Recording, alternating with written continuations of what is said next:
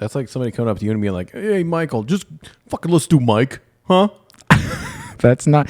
If my name was Schmeichel and somebody said, let's just do Michael, I'd be like, yeah, you're right, let's do it.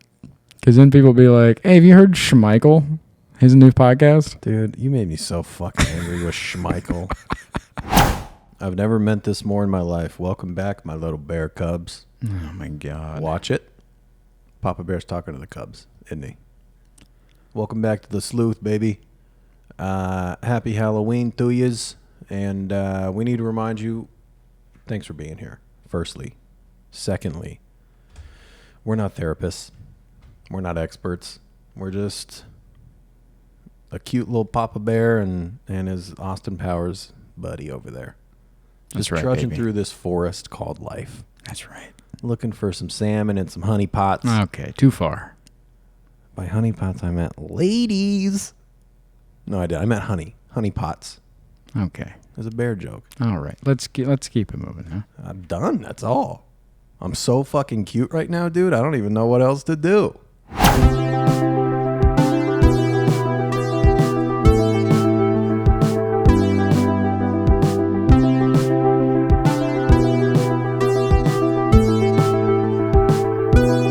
know how I've been a little jealous of your therapy sessions lately? Mm-hmm. Yeah. So you've been having these bangers, right? Oh, bangers. You get out of therapy and you need 2-3 hours to really process and kind of get your feet back under you. Oh, yeah. I haven't had one of those bangers in a while. Yeah. I was wrong. I didn't need that. Really? I was wrong. No bangers. I had a banger, didn't like it. You know? Fucked me up for a good afternoon, let me tell you. These are 2 bangers in a row. Yeah. I don't know why she's doing it.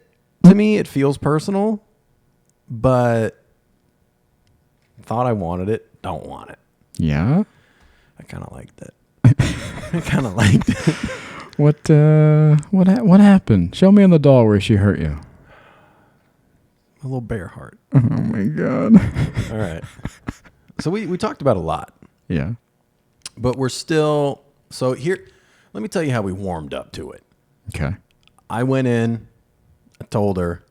Well, first off, last week we were... So in this office, they kind of rotate offices sometimes. So last week, we were in an office I'd never been in before. And it was super tiny. It was like a chair and a couch, and like that was it in there. And when I left last week, I was like, hey, I'm going to be honest with you. I don't like this room. It's real small. She's like, me either. I'll get a new one next week. Okay. Okay. So we're in a different room this time. Again, a new room I've never been in, but it's large. It's a normal office. I sit down and I go, I would like to acknowledge that I had a wall up or I was very guarded. Puberty hits. I'd like to acknowledge I was very guarded last week. And I would like to tell you that I'm going to try my best to not be guarded and be more open. And she said, yes, I sensed that. And I said, watch your mouth. I didn't say that. I like her. Yeah. Yeah. And here's how. So then we just kind of acknowledged that we're still getting to know each other. We're still building rapport. We don't really know a lot about each other. And so she asked, she's like, how do you like this room better? And I said, way better. It feels like a room. It feels like we're not back in a closet somewhere. And then I made an observation because the wall is just like floor to ceiling bookshelves, but they're empty. There's like 2 little shelves filled with books. The rest of it's empty. So I made the remark. One thing I've noticed about this office building is you can tell that you guys move offices. Like it doesn't feel like when I was with Brandon, it didn't feel like I was in Brandon's office. And here I don't feel like I'm in your office. Like it's very obvious that you guys rotate around sometimes. I go, the empty shell, it's just weird. And then she hit me with like one of those fucking therapy questions. She goes, what would you put on the shelves? No. And I laughed in her face. And she goes, why is that funny? And I go, because I know you're doing the therapy thing. Yeah. I was like, what would you put on the shelves? And then I say, oh, books. And you go, what kind of books? I was like, I'm not playing that fucking game. Why are we doing this? And then she had a good laugh. And she's like, yeah, sometimes I do catch myself doing the therapy questions, right? So we break the ice with a little laughter about like the blatant therapy questions. This reminds me of season 1, Sopranos, when Tony first starts seeing the therapist, and Oh, yeah? that picture in the hallway, Oh, the yeah, tree, yeah. and he's like, "What's that picture about?" Yeah. And she's like, "What picture?" And he's like, "In the hallway." It's all rotted out. Yeah. Yeah. She's like, "Is that what you see?" He's like, yeah, you fucking tricks. And Yeah. yeah. That's exactly what it was. I know. And so we broke the ice there a little bit. And then we were talking about, I just made an observation how when I talk, I say like a lot. And I told her that it really bothers me because I know I have, like if I could just slow down and think about what I want to say first, I could actually be eloquent and succinct when I speak. But because my brain moves so fast and I try to get the thoughts out before I lose them, they come out jumbled, and I'm always like all these trying to piece it together. And she goes, "It's important to you to be seen a certain way." And I laughed again. Buddy. And I said, "Why are you doing this? I know what you're doing." And she laughed again. She goes, "Yep, you got me again." And she goes, "Okay, so let's talk about just speech." I go, "Okay." She's like, "It's not healthy or normal to expect yourself to speak like a scholar all the time." I was like, "Yeah, I don't expect that of myself." And I told her that if I could just slow down, and I know I can, it basically I feel like I'm being lazy when I say like all the time. And she said something that stuck with me. She said, when you talk about things that are uncomfortable, over time, you develop kind of like your interview answers. Like how, when celebrities are like doing movies and they're getting asked the same question, they have the formulated answer over and over and over. Mm-hmm.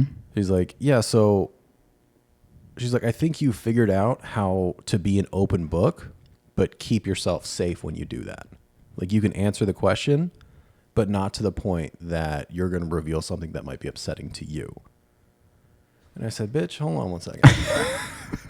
What gives you the right? How dare you? Exactly. And I was thinking about it. Yeah. Makes a lot of sense. Yeah. Wow. Because, like, do you ever notice, because, like, there it is. That's all I'm going to hear this episode. Yeah.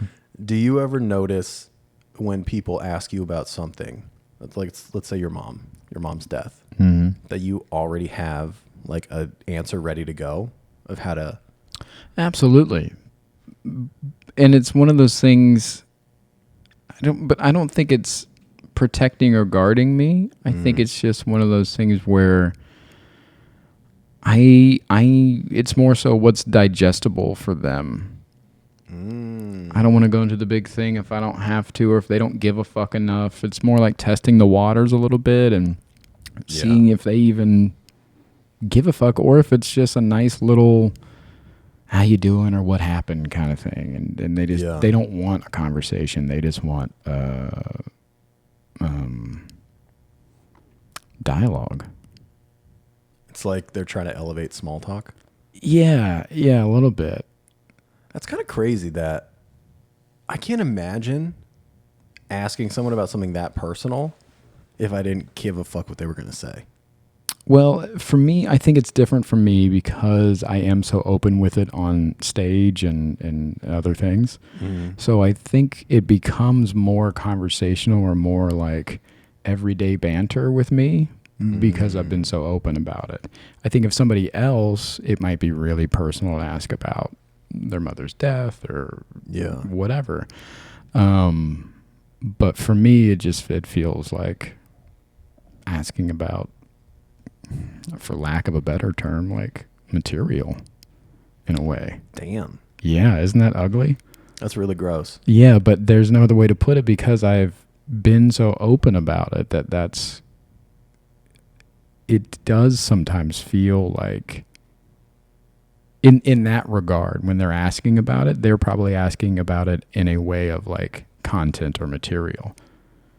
And look what we're doing now. You know what I mean? We have a whole podcast about our feelings and grief and all these other things. So if somebody were to approach me about my grief or whatever's going on, my therapy, it's not necessarily really personal. I mean, it is, but to them, they're asking more about content or material that they might have seen or heard or read from me.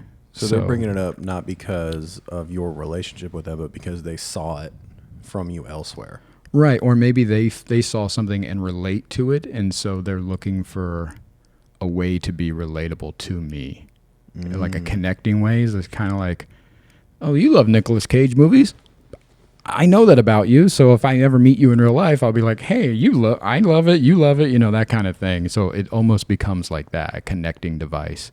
And so I have stock answers, or not stock answers, but rehearsed answers or whatever, responses, to kind of feel it out to see if they actually give a fuck or if it's just, hey, you like Nicolas Cage. Yeah. You know? That's interesting. Yeah.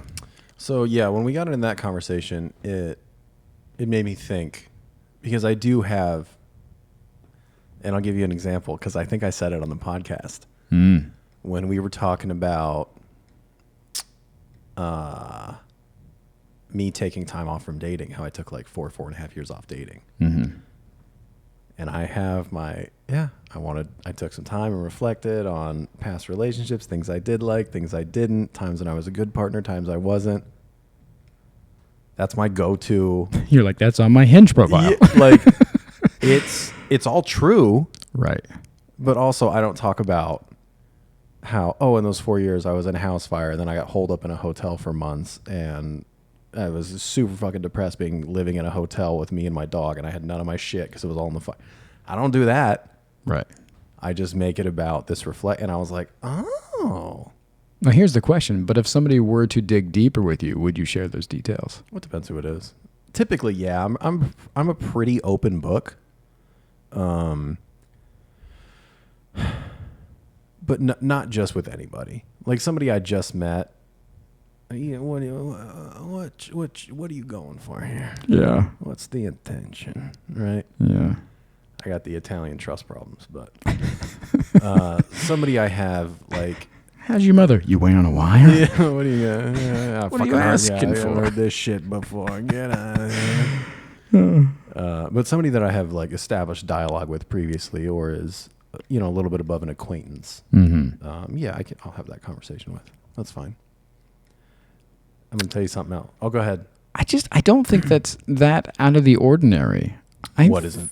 Having kind of prepared or rehearsed answers, or I'm just going to call them stock answers because that's kind of what they are. Yeah. So I think that's a normal thing. I think that's a common thing with people, I would imagine. Yeah, of course. But it's protective was the revelation I had. I know, but it's kind of the society we've built, because if you went up to, if you're going to check out at fucking Starbucks or whatever, yeah, you go, hey man, how's your day going? He goes, dude, I'm having a fucking horrible day. You'd be like, can I just pay for my coffee? Do you know what I mean? Yeah. So like we have because I think we're programmed to think that anytime anybody asks you about yourself, it's basically a greeting or a formality. So we're programmed to be like, good, thanks, and then just get it. So I think these stock answers are kind of just like a deeper level of that. Yeah, I like that. Yeah, that's interesting. Yeah, I like that little. I'm gonna put that in my pocket. You like that? Yeah. Put that in your pocket there, Austin. Yeah. I haven't watched Austin Powers in a long time. I want to fire that shit up. Let me tell you something else she fucking lit me up with. All right. So when I laughed at her, it's important for you to be seen a certain way. And I was like, get the fuck out of here with this. She goes, okay, let me ask you a question. And I go, oh, she's being serious. Okay. And she asked me, do you hold space for receiving empathy? And I kind of just looked at her, and she goes, because me saying it's important to you to be seen a certain way or whatever she said, she's like, that's an empathetic statement. She's like, I'm empathizing with what you're feeling. She's like, so I need to know, as your therapist, do you hold space for receiving empathy? And I said, I've never thought about that. Yeah, what does that mean exactly? What does what mean? Holding space for empathy. Do I think what she meant was, do I have the ability to receive empathy? Do I keep that as an option for myself? Mm-hmm. Like, if somebody apologizes to you, do you hold space for forgiving them? Or am I just going to, you know what I mean? Yeah, belief. Yeah. Mm-hmm. And I said, I've never thought about that. And she said, okay, think about it. I like her a lot. I said, you got it. And I thought about it. And I said, I don't know. I was like, I would think so, because empathizing with somebody is a way to basically care about what they're going through. Is that correct? And she says, yes. And I go, okay, so and then I kind of went down this rabbit hole of empathy, because I've talked with you about this, and I think I've mentioned on the podcast that I've struggled with empathy. Yeah. And I was talking with her about it, and she said, she's like, I'm sitting across from you, like you're a very intelligent person. She's like, I can tell you do feel. She's like, I can tell you do care about people. Yeah. She's like, so why is empathy a struggle? So I thought about it. And what I came up with was, I think that if I am going to empathize with you, and I haven't been through what you're going through, I'm a fucking asshole if I'm going to empathize with you. I feel like I'm a fraud, and I feel like I'm disrespecting you. If I'm going to sit there and you're telling me how you're devastated about your boyfriend cheating on you. I've never been cheated on that I know of. So how, like, I'm supposed to empathize with you when I don't know what it feels like to get cheated on? Like, oh, I'm a fucking asshole. I'm just going to look you in the eyes and act like I know what you're feeling. Like, that makes me a bad friend. That's so interesting. Yeah. So I figured out that my struggle with empathy is real. And it's because if I haven't experienced or been through what you're going through, I don't think I am capable of empathizing with you. I think this also goes into your rigidness, right? Because you are such a black and white yes or no person that it's hard for you to live in the gray. And so for you to act or even sympathize or empathize is really what we're talking about here. Empathize with somebody, that if it's not 100% true with you, then it's 100% false. So you wouldn't allow it. Yeah. Yeah. I'm not going to be a fucking asshole. It's not that gray is not about being an asshole. I know. She told me that. Yeah. Yeah. I don't know if I believe her still, but Yeah. When somebody is, if somebody's talking about, like, let's say grief or whatever, they like, loss is loss. It doesn't matter or whatever. And so you can empathize about loss because you've lost. And it doesn't matter. It's not eye for an eye. Yeah, I've struggled with that with you a lot. And because, when we talk about our struggles with grief, I feel like a fucking dickhead trying to empathize with you because my mom's alive. I don't know what it feels like to lose my mom. Yeah. So I try to empathize with you. I feel like I'm looking you in the eyes and disrespecting you and disrespecting our relationship, trying to tell you that I understand what you're feeling. How the fuck could I understand what you're feeling? I don't know what it's like to lose my mom. Yeah. Hopefully this helps too.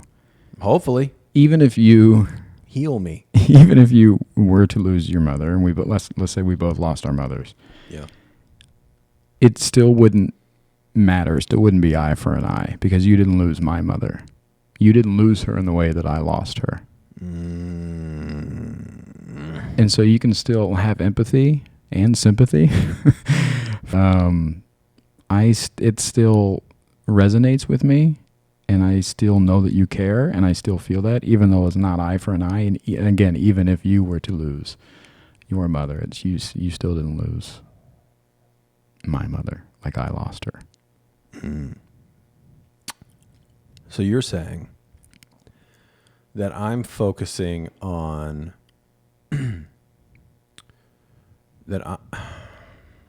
so when I'm in a situation where I know where I want to empathize, but I don't feel like I am capable of doing it in the right way.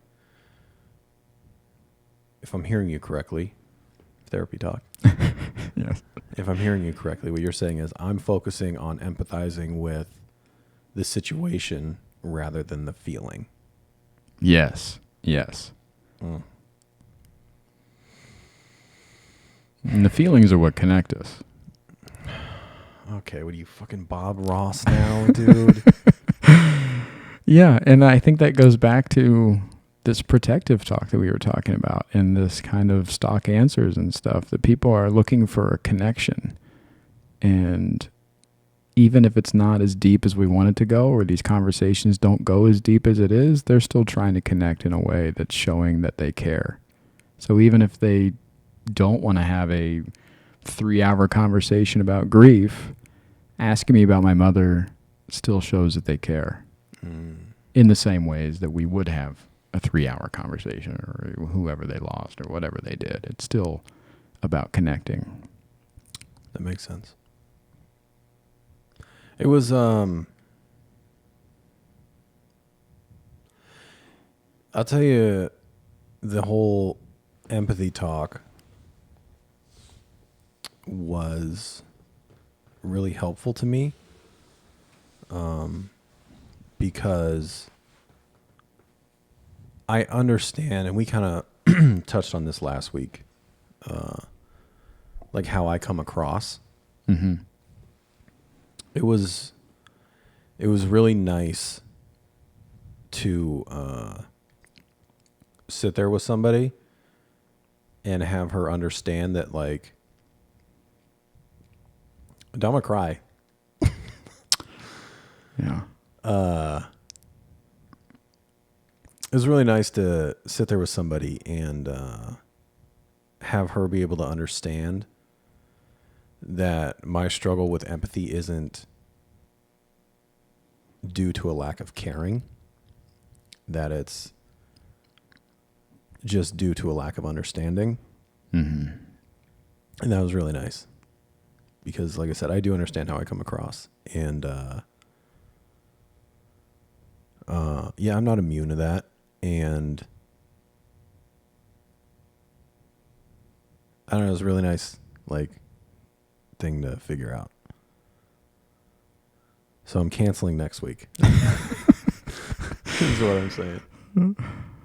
All fucking glassy-eyed. And she hit me with another gem. Oh, yeah? On the empathy talk. We were talking about how her saying, like, it's important you to be seen is an empathy statement.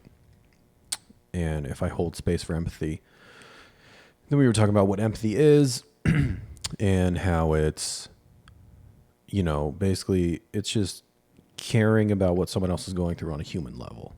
Mm.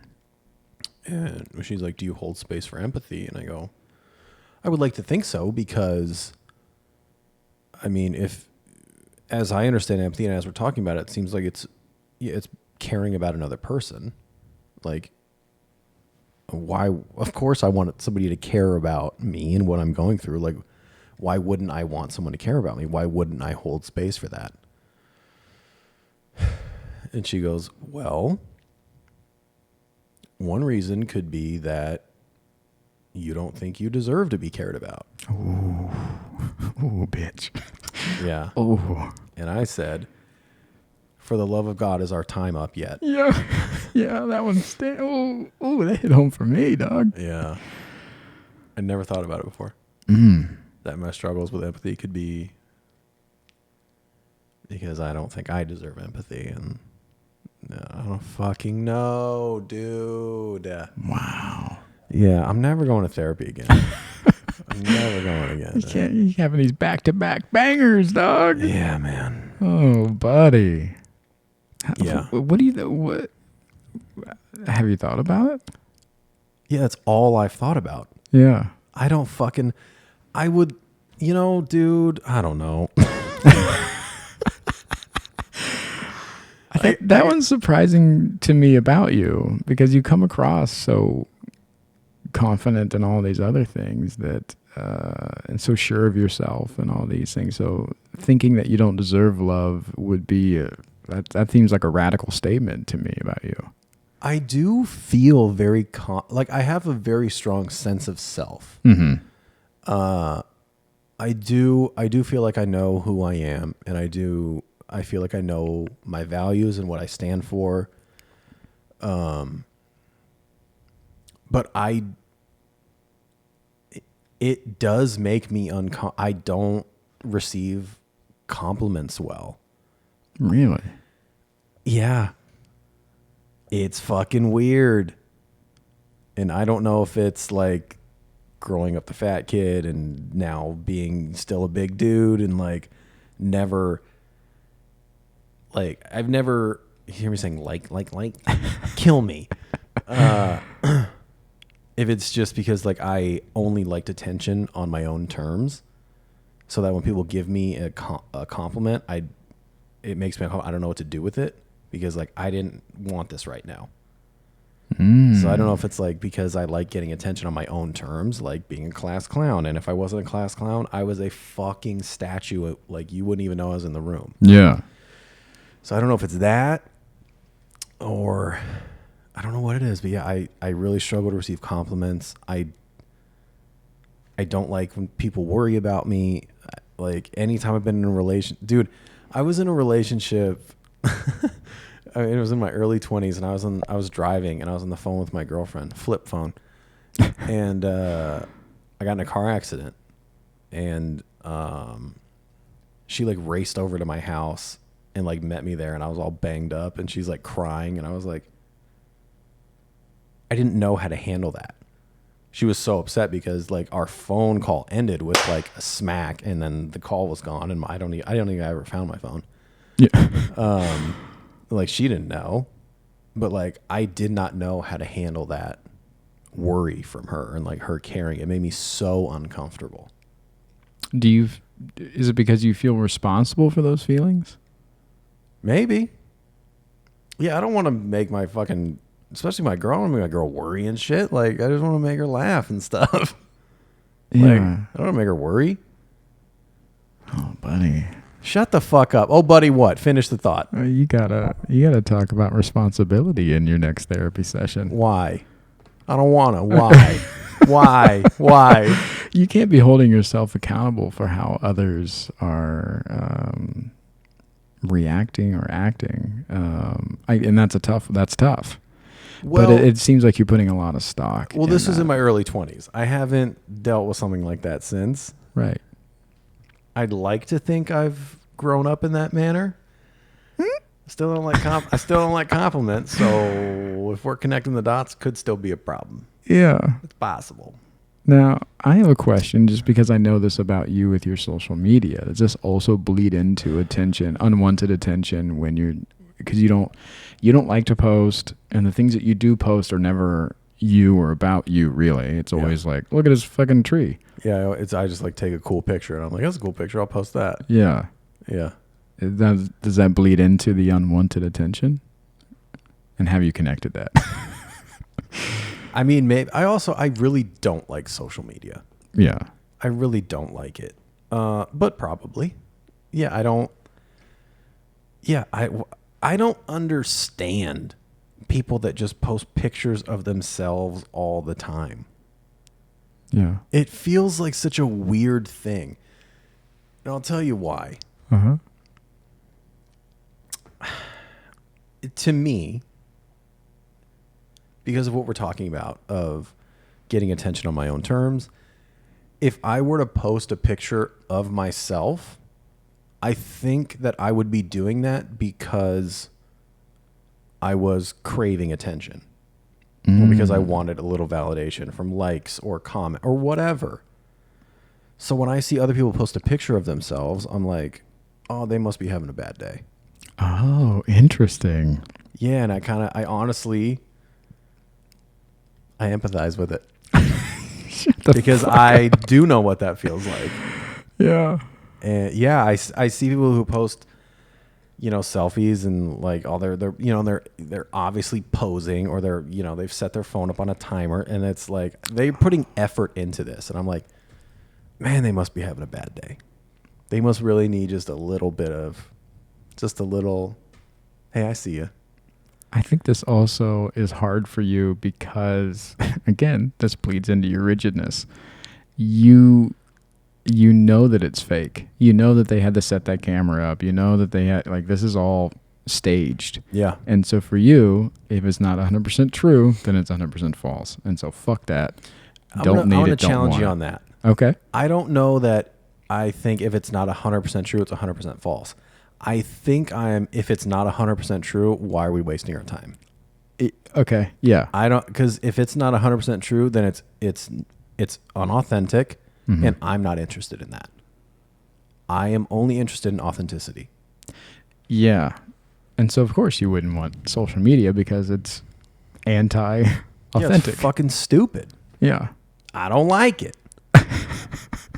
See, now I look at it in a different way. I look at it as, sure, there is a lot of that bullshit going on. Absolutely. Yeah. There is a lot of like, look at me happening for sure. Yeah. I enjoy those. I like the check-ins. I like seeing my friends or what they're up to, even if it is a selfie, even if it is staged. I like it. Really? And I literally like it. I will double tap a nice selfie or whatever. I'm like, yeah, good for you. Yeah. Wow. I don't look at it as like, oh, they need attention right now, or it's like, oh, you're checking in, like, fuck yeah, good for you. Like yeah. Oh yeah, I don't look at it like that at all. Yeah. Yeah, I literally see those and I'm like, oh man, they need a hug. Oh really? Yeah, they just need someone to be like, you look good, or I see you, or right. Hey, double tap, and they're like, oh yeah, dude, double digit likes, like, like. Oh, absolutely. I mean, yeah, absolutely, that happens, but that's what I see all the time. Yeah, that's so wild. Yeah, I don't buy social media. I fucking hate it. Yeah, I wish I didn't have to have it. Yeah, I've said this for years. I wish I could do the Bo Burnham, where you work on a project, you put a project out, you post about it. Hey, look at this thing I made. And then you go on a bunch of podcasts and interviews and you go, hey, I'm talking about this thing I made. And then you fucking go away for like 3 years and you work on the next thing. And then you post about it 3 years later and go, hey, look at this thing I made. And you go on a bunch of podcasts and talk shows and you go, this is the thing I made. Okay, and then you go away. That's bullshit. Oh, I would love that. I'm going to challenge you. You would never do that. Oh. You cannot disappear. You have to let everybody know, look what I'm working on. It's not look what I made. Yeah. It's look what I'm working on. But that's an eagerness. That's not a validation. That's an eagerness. I can't wait to share things. Yeah. I don't buy it. I think it's a validation thing. Because you're a selfie guy too. I am a selfie guy. I don't think you could go 3 years without posting a selfie. I don't know if you know what? I don't know if I could, but the selfie thing is definitely a validation thing, and that's a fat kid thing. That's look at me now. I'm not the fat kid from Ohio anymore. Yeah. Eh? That's all that is. Yay. Yeah, I did it. But I think your thing of, I want to do the Bo Burnham thing, I think that's a complete idealization. Really? That's not you at all. Oh man. You're a social media guy. Well, I don't like playing the game. That's what I don't like. I don't don't like you. I think you do. Oh, I hate the idea of being like, if you want to do well, you got to post 3 times a day, and you got to do this, and you got to. No, I don't. No, I don't. But I'm just saying, I don't think being off social media for 3 years at a time, I don't think you're interested in that at all. I think you love the idea of it. Maybe you're right. I've always said this too about like just career-wise in general. I would love I don't want to ever be like can't leave my house famous. Yeah. Oh, that sounds terrible. That sounds terrible. I would just like to be having a nice meal somewhere and somebody come up to the table and they go, "Hey, I saw that thing. It's great." And you go, "Oh, thank you." And then they walk away. Let me ask you. Yeah. Where are you having this meal? Somewhere nice, like The Habit. No, I'm just saying I'd like to be out somewhere and just have somebody come over and go, "Hey, I don't want to bother you. I saw that thing you did. Fucking loved it. Have a nice day." How often do you want that to happen? I could do that once a week. I'd be very happy.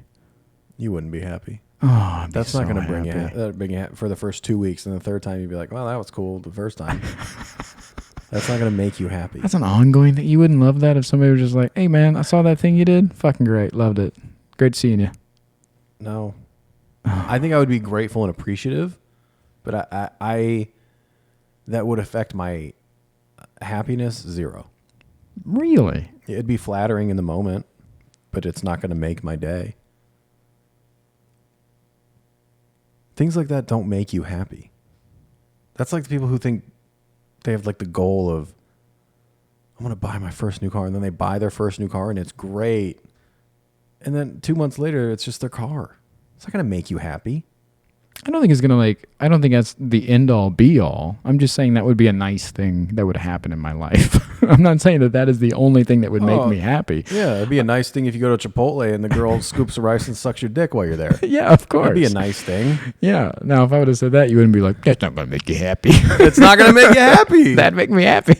You drop a nut at Chipotle, you get a little smirk. A little extra guac, and then you get in your car and you're like, "Why the fuck did I, where's our mouth been? Jeez, what's wrong with me?"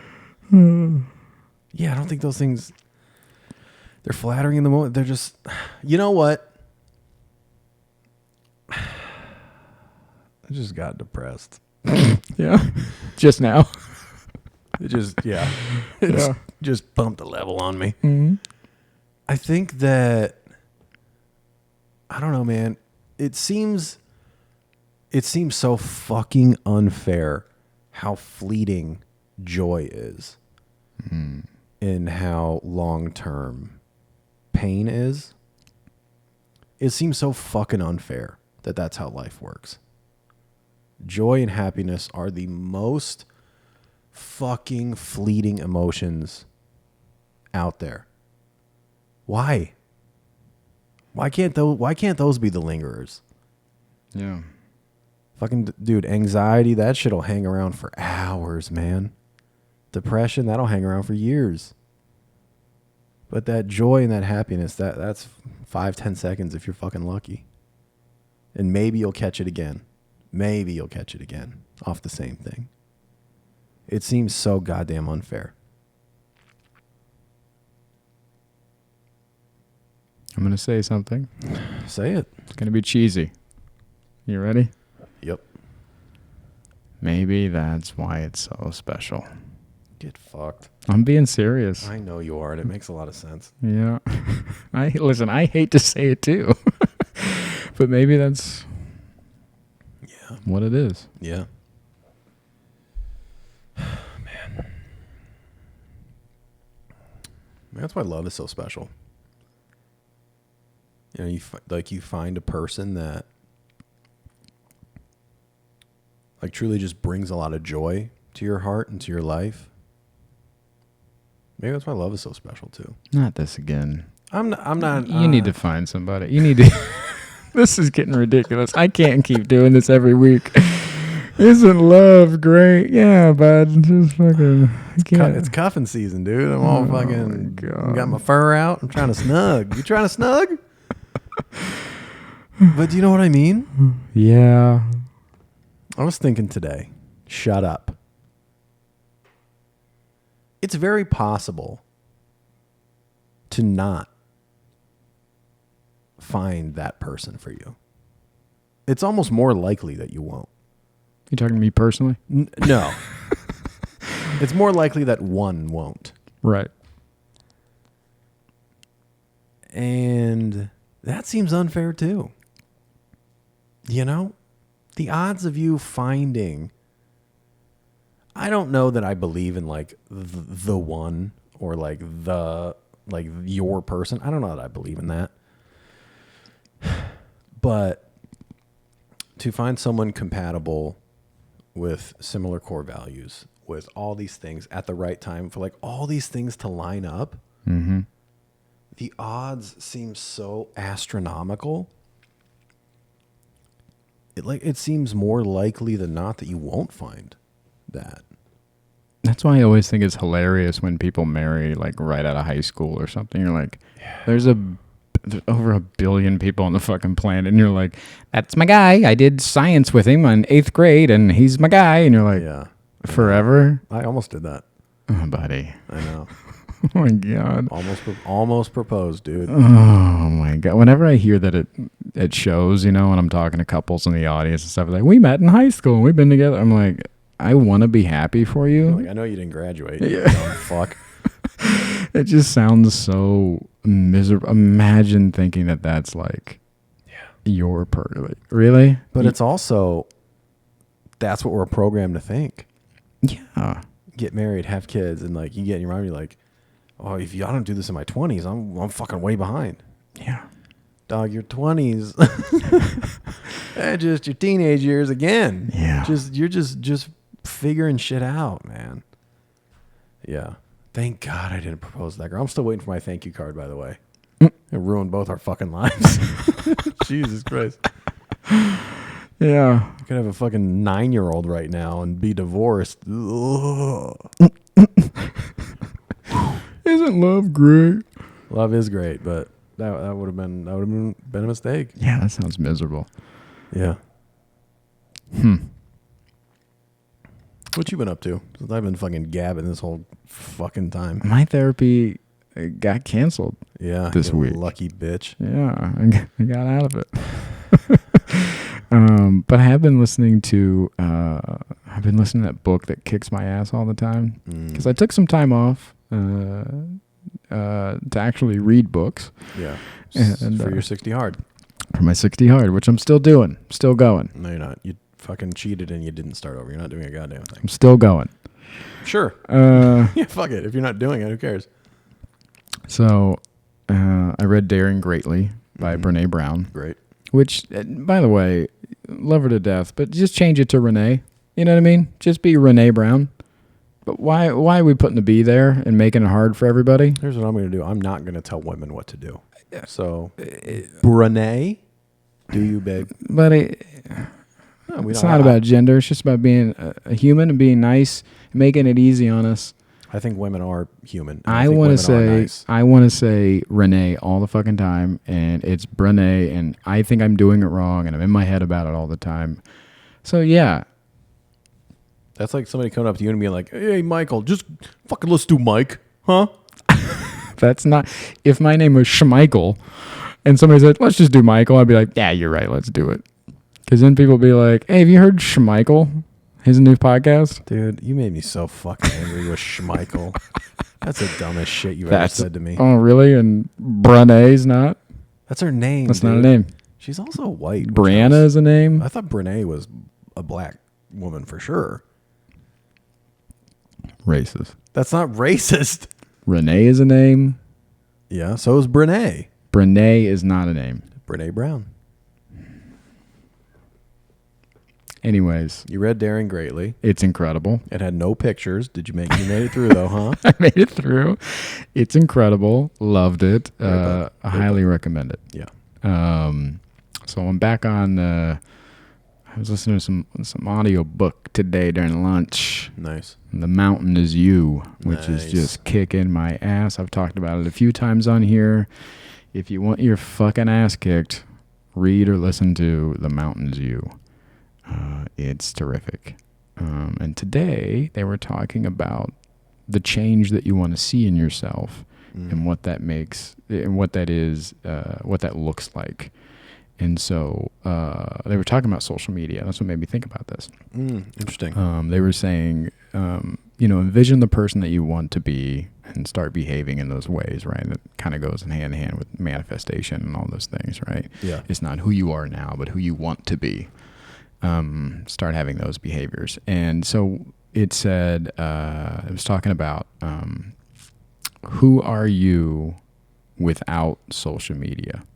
Like if you didn't have to post anything, what would you be doing? And that's what you should be doing.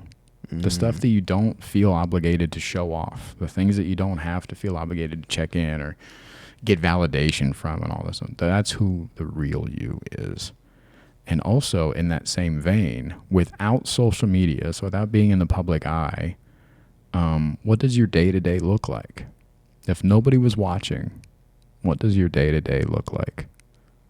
And that's who you are. Interesting. That might not count for me because I fucking hate it. Yeah. I don't post anything ever. This isn't about you. Yeah. I'd love to empathize with this, but I'm struggling. Yeah. So tell me how that hit you. Oh, it was, it goes back to the kind of what we were talking about with projects and stuff like that. I am a lot of times worried about how I'm received. And instead of focusing on what I want to do, a lot of times I think about how it should be done or how it should be and not how I would do it. And I don't understand. So just for simple terms, let's just take this podcast, right? Yeah.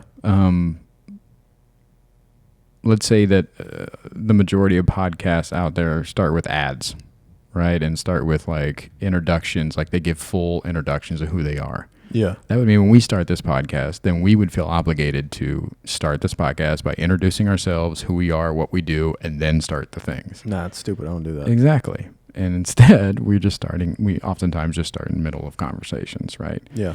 So doing things the way that we would like them to be done instead of the way they should be, or feeling obligated to do things the way they should be. And I struggle with that because I think if I break... you do? Yeah, if I break the mold or I break the way that it's supposed to be, then it won't work. That people won't receive it in the way that they won't listen to it. They won't watch it because it's like, oh no, there's a format to this and I'm not following along with the format. Yeah. But we all know all great things break formats.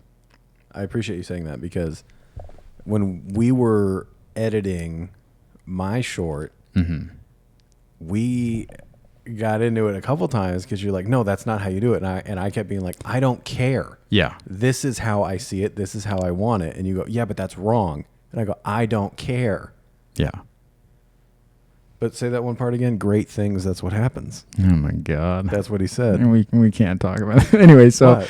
so I struggle with that about breaking the rules sometimes or breaking the formats. Yeah. You do. I never thought of that. Interesting. Yeah. Yeah. And so, when it's talking about who are you without posting and all that stuff, it makes me think about what I post. And a lot of times it is very like I see what others are posting and I'll post like that instead of posting more of what I want or... Interesting. So what do you want to post?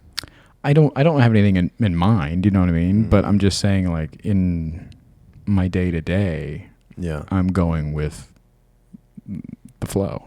Yeah, you're a trend rider. Mm-hmm. Yeah. Yeah, I'm making it look like everything else because I want people to see it. Mm-hmm. Wow. Yeah.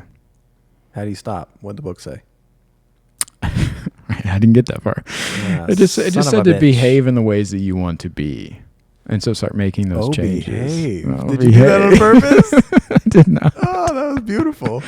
It also was talking about things that you're doing in your day to day and to stop worrying about the hustle and grind so much and start actually interacting in life. And it had a killer line in there, which I fucking loved, which was stop focusing on your resume and start focusing on your eulogy.